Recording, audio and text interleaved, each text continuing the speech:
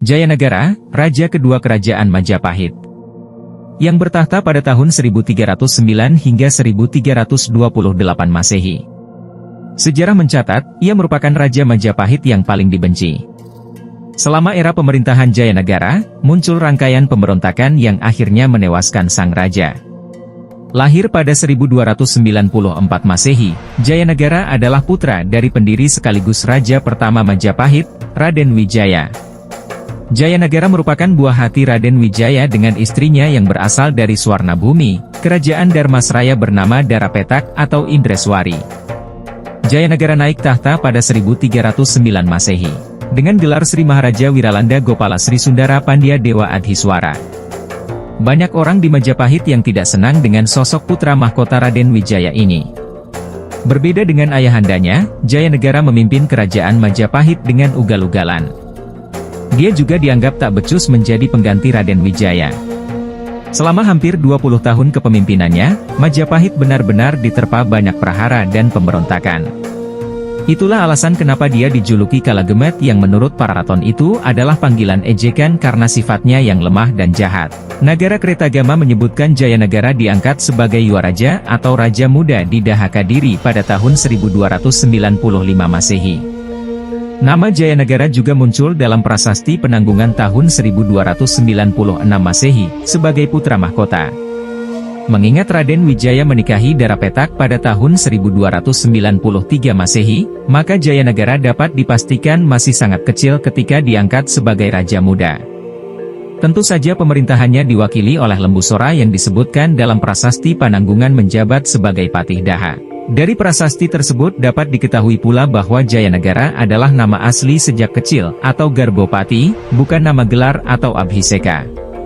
Dari Piagam Siddhateka yang bertarikh 1323 Masehi, Jayanagara menetapkan susunan Mahamantri Katrini dalam membantu pemerintahannya, yaitu Rakrean Mahamantri Hino yang dijabat Dyah Sri Rangganata atau dikenal Empu Rangganata, kemudian Rakrean Mahamantri Sirikan yang dijabat Dyah Kameswara, serta Rakrean Mahamantri Halu yang dijabat oleh Dyah Wiswanata. Dalam Istana Majapahit, cerita tentang Raja Jayanagara yang ditakuti tapi dicemooh oleh banyak orang telah menjadi pembicaraan yang kerap terdengar. Namun, sedikit yang tahu bahwa di balik tirai kekuasaannya, Jayanagara adalah seorang raja yang penuh dengan penderitaan dan kelemahan. Para raton memberitakan pemberontakan Juru Demung tahun 1313 Masehi, pemberontakan Gajah Biru tahun 1314 Masehi, pemberontakan Mandana dan Pawagal tahun 1316, serta Rasemi tahun 1318 Masehi. Berita pemberontakan Nambi terjadi pada tahun 1316 Masehi, dalam Kitab Pararaton dan Kitab Nagara Kretagama, serta diuraikan panjang lebar dalam Kidung Sorandaka. Menurut Nagara Kretagama, pemberontakan Nambi tersebut dipadamkan langsung oleh Jayanagara sendiri. Di antara pemberontakan-pemberontakan yang diberitakan para raton, yang paling berbahaya adalah pemberontakan Rakuti tahun 1319 Masehi. Istana Majapahit bahkan berhasil direbut Rakuti, sedangkan Jayanagara sekeluarga terpaksa mengungsi ke desa Badander, dikawal para prajurit Bayangkari yang dipimpin oleh Gajah Mada.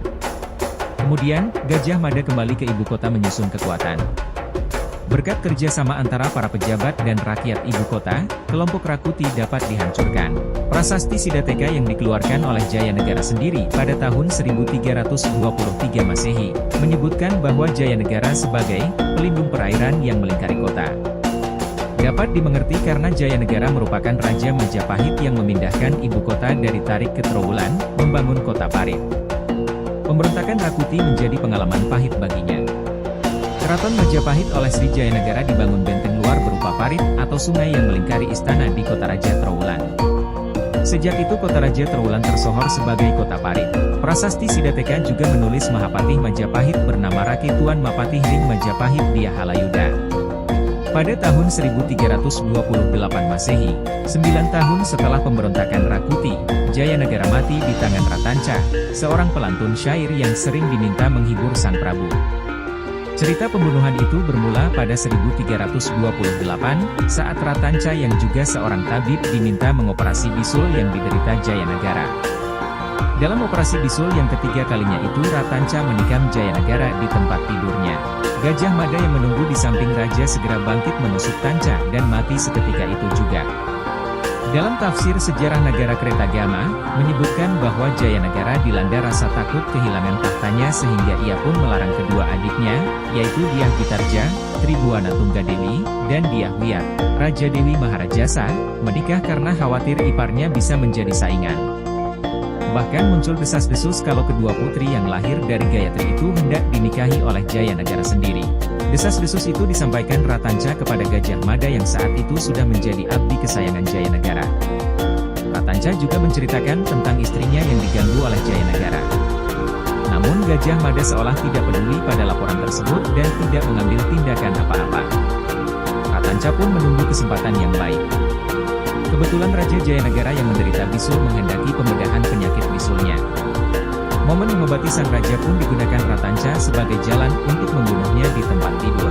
Jayanagara didarmakan dalam Candi Sanggapura di Kapopongan dengan arca di Antawulan. Gapura Paduraksa Bajang Ratu kemungkinan besar adalah gapura yang tersisa dari kompleks Renggapura. Jayanagara meninggal dunia tanpa memiliki keturunan. Oleh karena itu, tahta Majapahit diteruskan oleh Ibu Suri Gayatri sebagai satu-satunya istri Raden Wijaya yang masih hidup. Namun karena Gayatri telah menjadi seorang biksuni, kekuasaan Majapahit jatuh pada putri sulungnya, yaitu Dyah Pitarja yang bergelar Tribhuwana Wijaya Tunggadewi.